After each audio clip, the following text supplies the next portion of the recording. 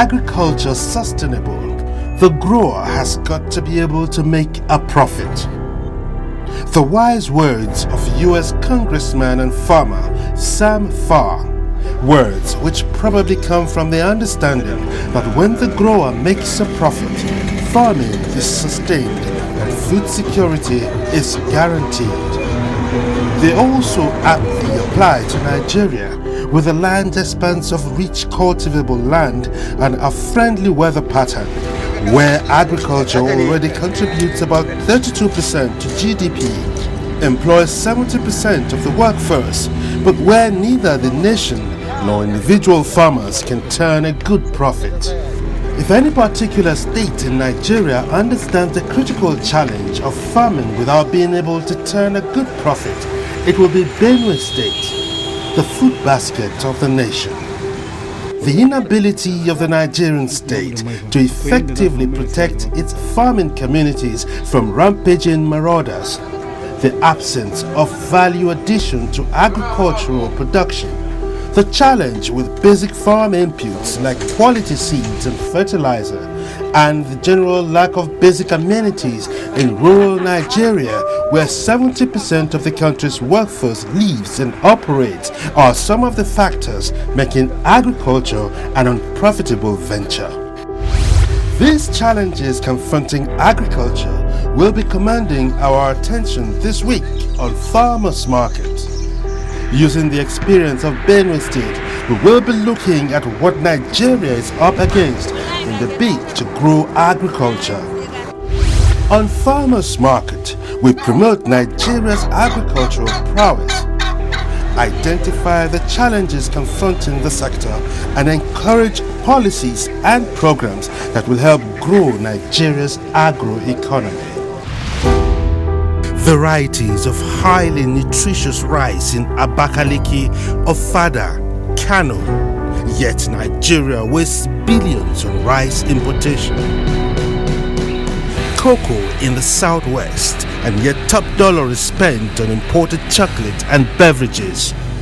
Fruits rot in Benue, Nasarawa, Kogi, yet imported juice line the shops. 82 million hectares of rich arable land, yet no jobs, and food insecurity threatens. Our real wealth is in farming, livestock, hatcheries, fisheries, horticulture, and forestry. It's time to act different. Time to bring Nigerian farmers to the market. Farmers Market, growing Nigeria's agro-economy. Showing every Tuesday at 5:30 p.m. on AIT. In many ways, Benue State represents the great potentials, the successes, and the shortcomings of agricultural production in Nigeria. Like the entire nation, over 70% of the population of the state are farmers, or at least are employed in the agricultural sector. The land is expansive at over 34,000 square kilometers. The long periods of rainfall of between 100 and 200 millimeters per annum, and the commanding presence of the Benue River, its main tributary of River Katsina-Ala, and the many rivulets dotting the lush green landscape, make the Benue a heaven for agriculture. We're not just looking at the nation, we're looking at the entire Africa. We wanted Benue State to be the food basket of Africa, and even beyond, because we have the potentials here in the state. We have comparative advantage in agriculture. Everything you know about agriculture grows here, whether citrus, whether timber, whether all kinds of fruits. Since the days of the first civilian governor of the state, Apollos Aperaku, Benue State has recorded bumper harvests in the production of many crops, including yams, rice, beans, cassava, maize, and soya beans. A reason why Benue State enjoys its status as the food basket of the nation. If you go to Zaki Biam, Ukum, Nugu, Kasnala, to precise Zakibiam. We have a huge output of yams there. For cassava, we produce 11,000 tons per week in Benue State, and it's spread across the whole state. We produce fruits and mangoes, but they're seasonal. But when they're out in massive quantities. We also have cereals, maize, soybeans, and benacine. You can get your benacine at Gwe axis and Goma axis. You can get your maize from, I think almost every local government produces maize here. Then you can get tomatoes when it's at this peak period in quantities you won't believe it, at Taka and Boroko. So basically we produce everything edible. Crop production in large quantities is really not a difficult task for the farm-loving people.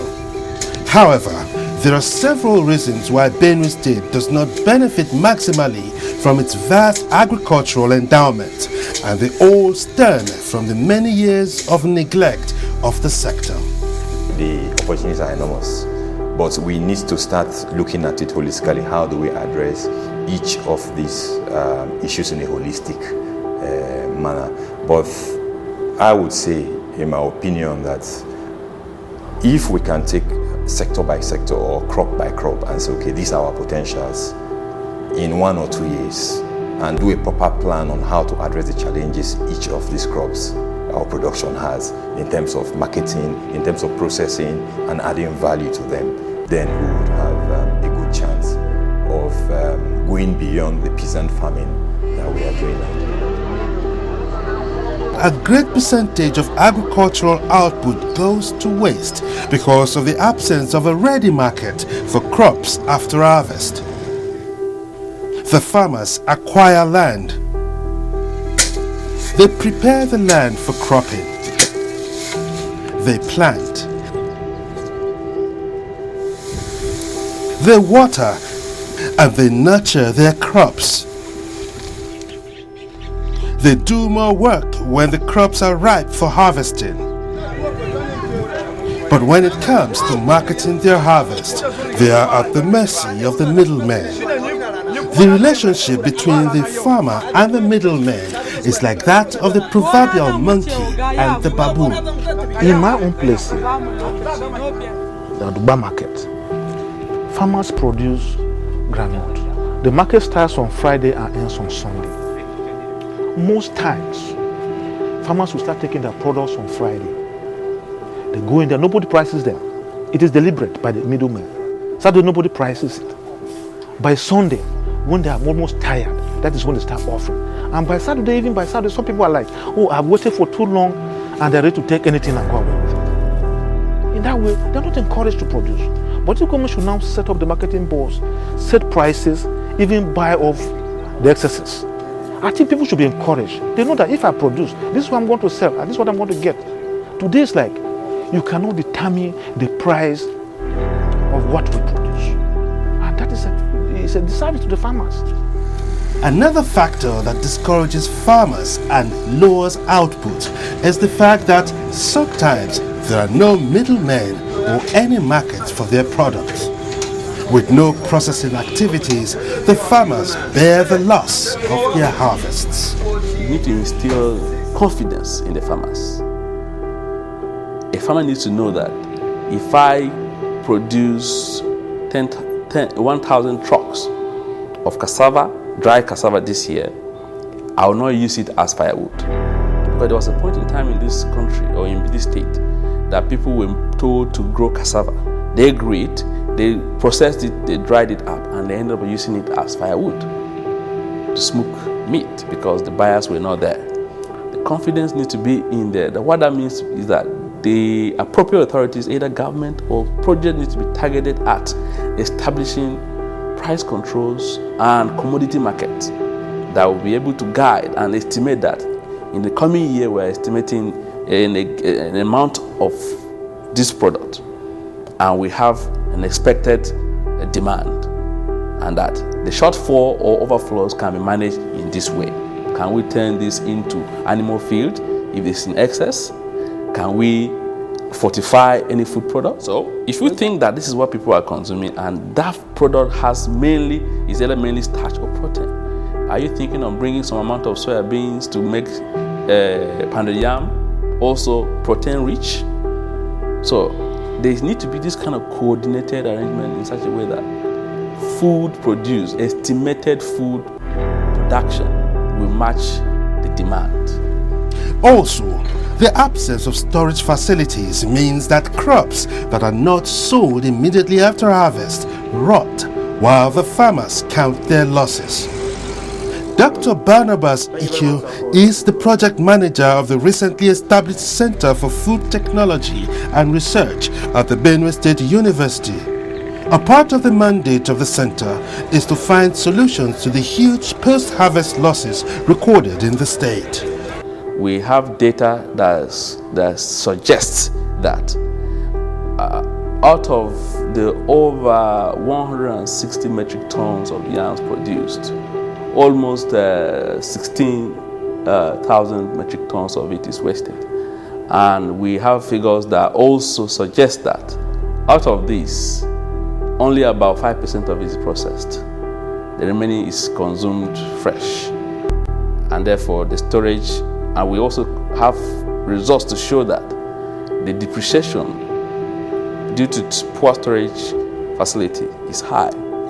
That is, if you keep a 5 kilogram yam now, after 3 months, if you weigh it, it will come back to about 2.5 kg. Yeah. So what that means is that the water content is depreciating, all other nutrients accordingly.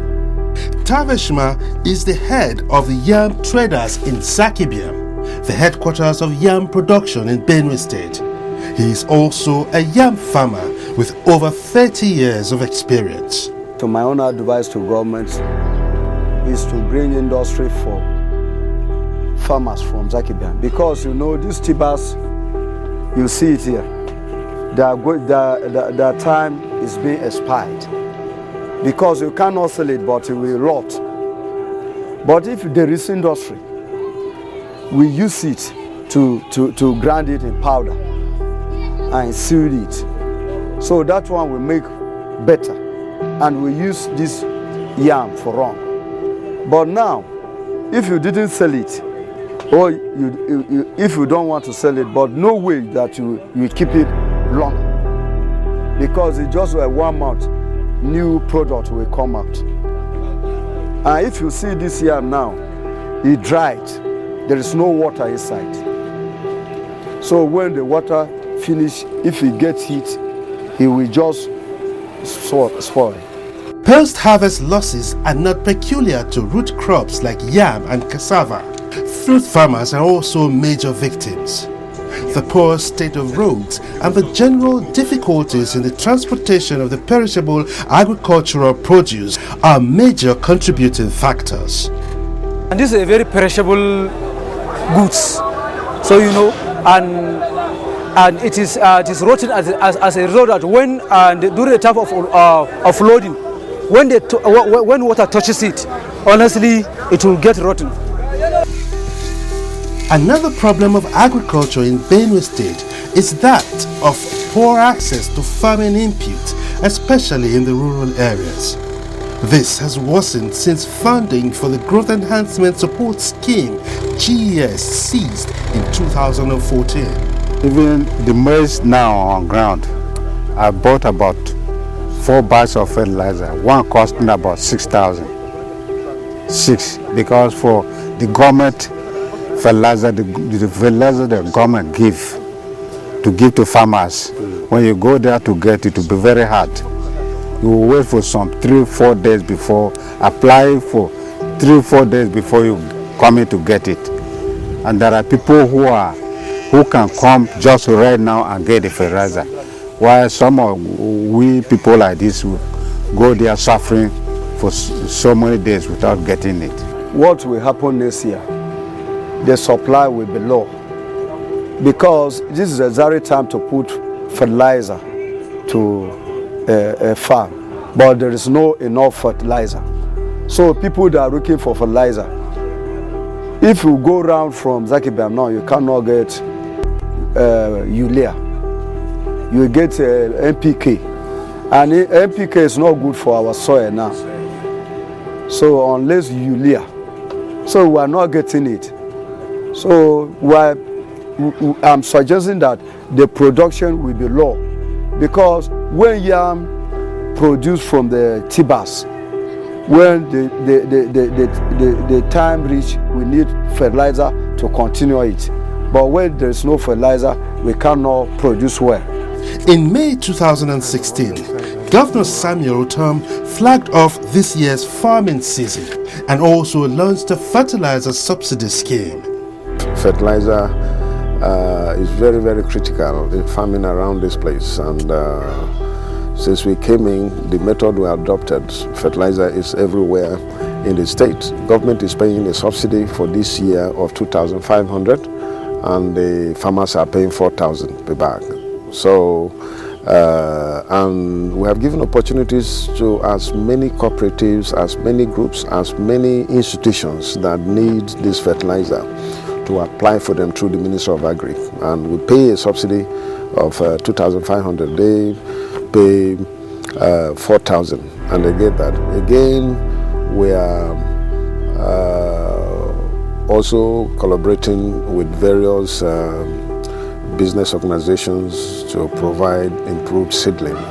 So as many as are interested, we encourage them to get this improved seedlings, and that we're not paying subsidy, but we have made it available, and that is going on very well. The complaint by some farmers signifies that middlemen and smart Alex may have hijacked the scheme, especially in the rural areas. Luckily, Farmers Market ran into a man who is in a position to explain what may be happening. The State Commissioner for Agriculture. He was just returning from his farm. Fertilizer, for the first time in the history of Benue State, as I'm talking to you, was launched in May this year, as against August and so on, as it used to be the practice. And since then, it has been consistent in all the redemption areas in Benue State. The farmers have access to it? Very well, very well, very well. Even as I'm talking to you now, if you go to the redemption centers, mark the word redemption centers, not everybody, because the government of Benue State have already subsidized fertilizer. Every bag costs 4,000 naira.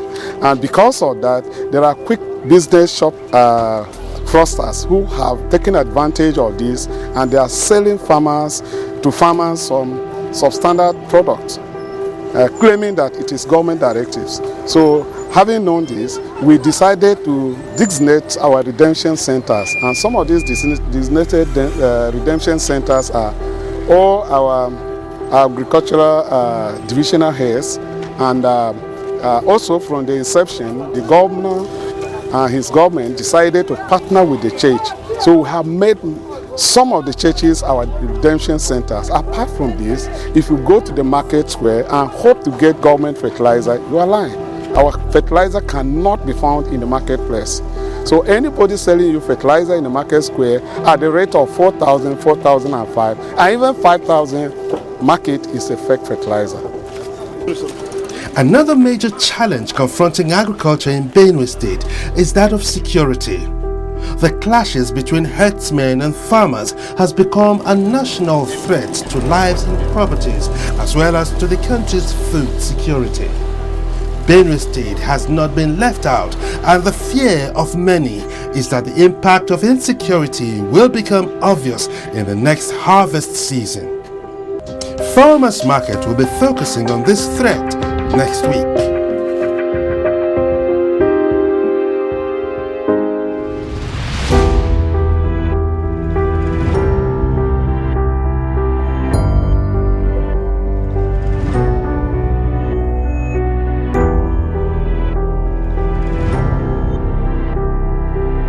The much-awaited roadmap to the development of agriculture to save Nigeria from the economic turmoil resulting from the dwindling revenues from oil is finally here.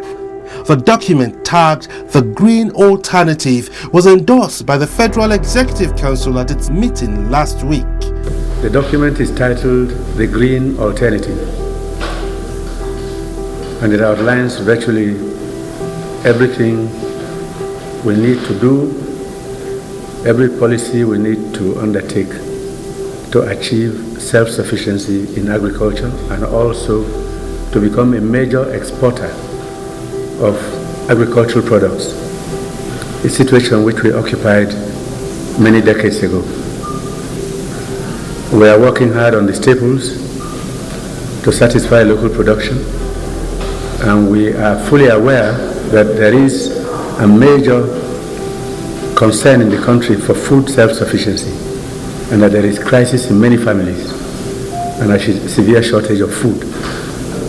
But we're working hard, and we want to thank God that ours has not yet become as bad as that of one South American country, which was also a major oil producer. By that I mean Venezuela, and whose situation is definitely 100 times worse than ours. But the point is that where we're going, we believe in a short while, another year and a half at the maximum, we should be reasonably self-sufficient in grains like rice, maize, beans. We may not have achieved everything in wheat, but we'll be very close to our targets. Other things are also there in the roadmap, quite a voluminous document for you to look at. But that's briefly what Council endorsed this afternoon. Farmers Market has had a quick peek into the 58-page document, and we can tell you that it is aimed at building upon the legacy of the agricultural transformation agenda of the Goodluck Jonathan administration. We'll be looking into the details of the National Agricultural Development Program, the Green Alternative, subsequently.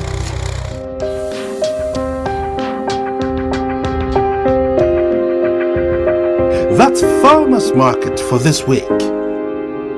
Next week, the likely impact of herdsmen and farmers' clashes on Nigeria's food security. In the 50s, when cattle routes were carved and designed, and then grazing areas were designed for herdsmen, the population of Nigeria was less than 50 million.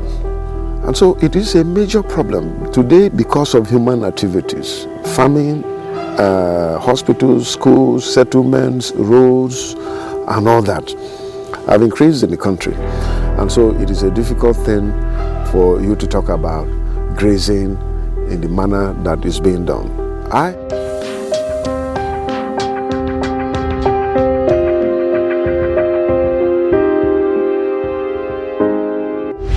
Now to our feedback segment, Farmers Network.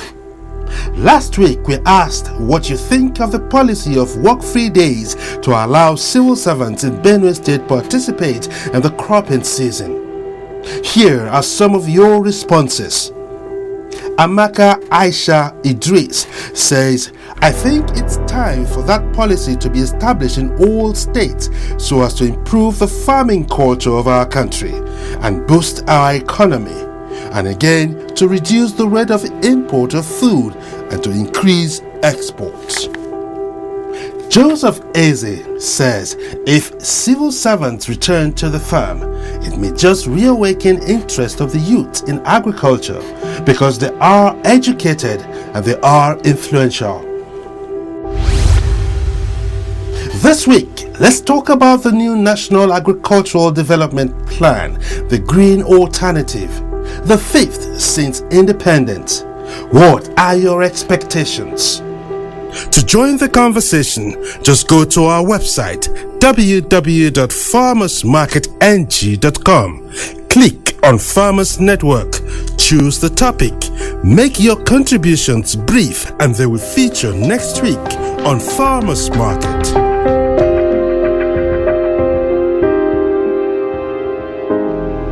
You can see this program again whenever you want to.